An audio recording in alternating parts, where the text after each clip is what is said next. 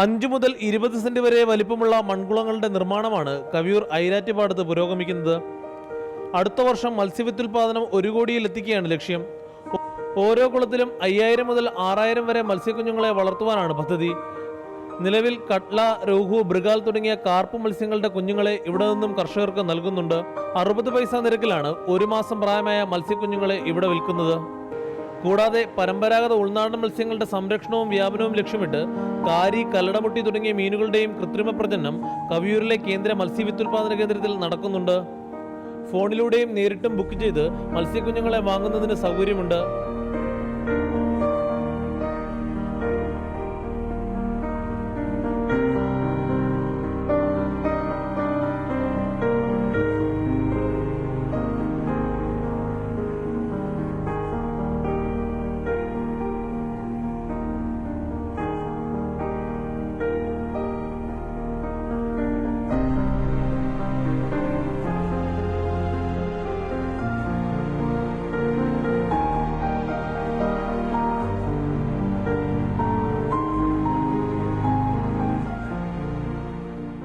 ഏതാണ്ട് 8 സിമൻറ്റ് ടാങ്കുകൾ നിലവിൽ നന്നാക്കി എടുത്തിട്ടുണ്ട്. അതുകൂടാതെ ചെറുതും വലുതുമായ 52 ചെറിയ മൺകുളങ്ങളും കൂടി നമ്മൾ അവിടെ ആ പ്രദേശത്തുണ്ട്.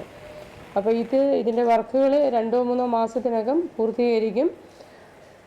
തീർച്ചയായിട്ടും നമ്മുടെ മത്സ്യക്കുഞ്ഞുങ്ങളെ അവിടെ നമുക്ക് കൂടുതൽ കാര്യക്ഷമമായിട്ട് വളർത്തിയെടുക്കാനും നമ്മുടെ മത്സ്യസമ്പത്ത്, മത്സ്യ ഉൽപ്പാദനം നിലവിലുള്ളതിനേക്കാളും വളരെ തോതിൽ 1 കോടിയാണ് നമ്മൾ പിന്നീട് ആ പ്രവർത്തനങ്ങൾക്ക് ശേഷം നമ്മൾ ഉദ്ദേശിക്കുന്ന ഈ ഹാച്ചറിയിൽ നിന്നും ഉൽപ്പാദനത്തിനായി നമ്മൾ ഉദ്ദേശിക്കുന്ന ടാർഗറ്റ്.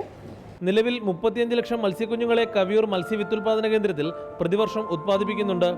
കുളങ്ങളുടെ നിർമ്മാണം പൂർത്തിയാകുന്നതോടെ ഉൽപ്പാദനം 1 കോടിയിൽ എത്തിക്കുവാൻ കഴിയുമെന്നാണ് പ്രതീക്ഷ.